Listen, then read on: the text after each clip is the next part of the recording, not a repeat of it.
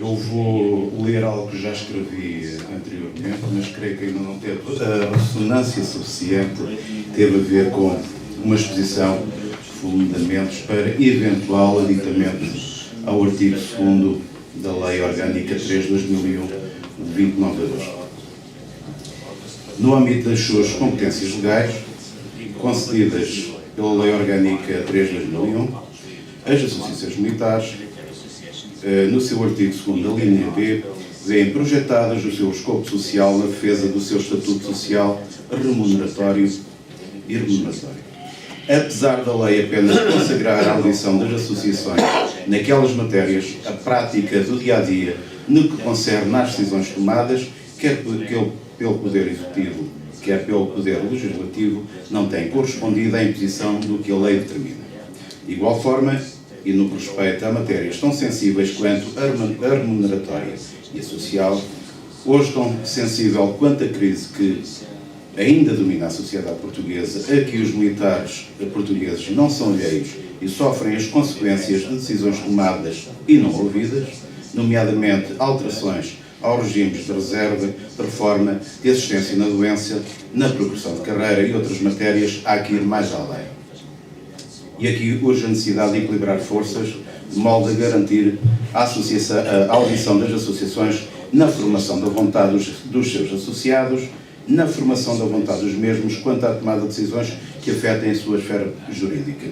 Igualmente urge tomada de decisões de órgãos que influem na citada esfera jurídica dos militares, individual ou coletivamente considerados, nomeadamente os associados das mesmas, tomar posição quanto ao garante da legalidade do Estado de Direito no que tange às decisões tomadas pelos órgãos decisores que possam influir negativa ou positivamente sobre a sua esfera privada. As associações têm personalidade jurídica, só não têm capacidade judiciária, isto é, de representar em juízo os seus associados. Aliás, nada na Constituição nega aos militares a sua representação em juízo, quer pela associação que o representa, desde que os mesmos sejam associados. Apenas vemos restrições aos seus direitos nas diversas leis que informam a condição militar, nomeadamente a Lei de Defesa Nacional das Forças Armadas, nos seus artigos 31A e 31F. Mas aqui apenas vemos cerceados os direitos dos militares, e que dizer dos militares associados de determinada associação profissional. Nada obsta a que os mesmos sejam pelos mesmos representados. Aliás, até o seu escopo social é bem claro, e para isso basta atender aos seus estatutos. A dialética é permanente, porque se litiga com a manutenção do Estado de Direito e a luta por uma justa decisão, aplicada ao caso concreto. E é aquela que deverá ser determinada pela representação das associações nos casos que afetem os seus associados, quer ao nível da progressão de carreira, remuneratória ou social.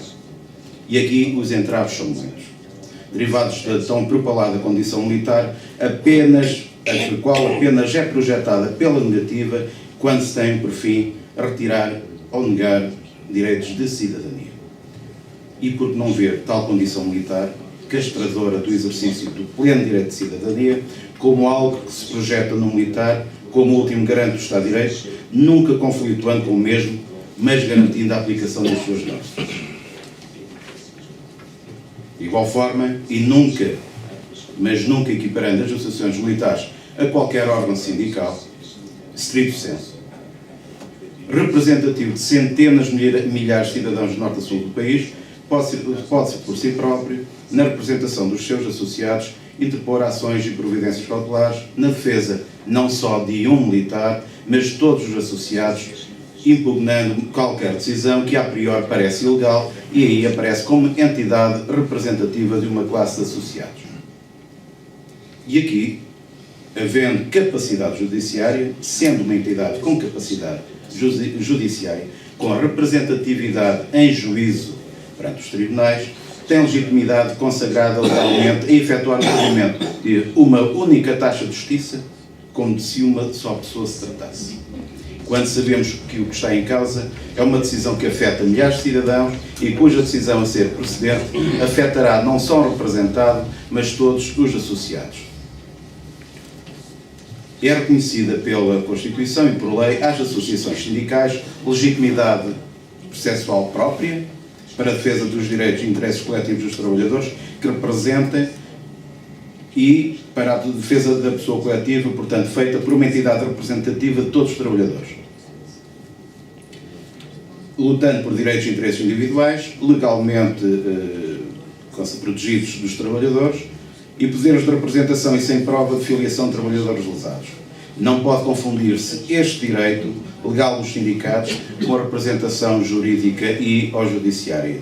Trata-se aqui de uma verdadeira representação jurídica e ou judiciária, atribuída pelos artigos 56, número 1 da Constituição, 310, número 2 do regime de contrato de trabalho e funções públicas, vide o 26º do Código de Processo Civil, 3555, número 1, a linha C, ambos do Código de Processo dos Tribunais Administrativos. Aqui resulta que o sindicato, como parte processual, é o especial representante dos direitos e interesses dos trabalhadores associados ou não a certos setores de atividade e não influi como mandatário ou legal representante. De igual forma, e tomando o exemplo atrás descrito, há tão somente que aditar algo que permita às associações militares interceder pelos seus associados em juízo, mantendo-se na íntegra todo o seu texto. E sem ferir ou efetuar a extensão do artigo 56 da Constituição, direitos das associações sindicais e contratação coletiva, como se quisesse aplicar o mesmo às associações militares, o qual às mesmas nega o direito à liberdade sindical, existe a necessidade da Assembleia da República alterar de forma cirúrgica a Lei Orgânica 3 de 2001, aditando-se uma linha no seu artigo 2º, a qual, por mera sugestão, passaria a ter a seguinte redação. Isto é um repto de excelência, mas há que tomar iniciativa sobre isto. Alteração ao aditamento à linha I com o seguinte texto: representar em juízo os seus associados, defendendo os direitos e interesses dos militares que o representam. Claro que falamos em algo que poderá ser, para os mais conservadores, uma porta aberta para o sindicalismo que aqui hoje está a ser debatido nas Forças Armadas. Mas entendemos que há infundados receios quanto à representatividade em juízo ser uma porta aberta para a liberdade sindical. Isto porquê?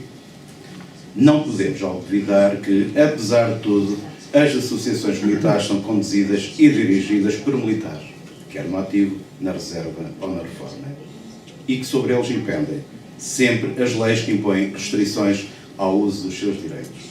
Para tal, veja-se na última alteração ao Regulamento de Disciplina Militar, mesmo sobre os militares em situação de reforma, pode contra os mesmos correr processo disciplinar, bem como poderá, e conforme já existe contra as associações, o eventual procedimento criminal.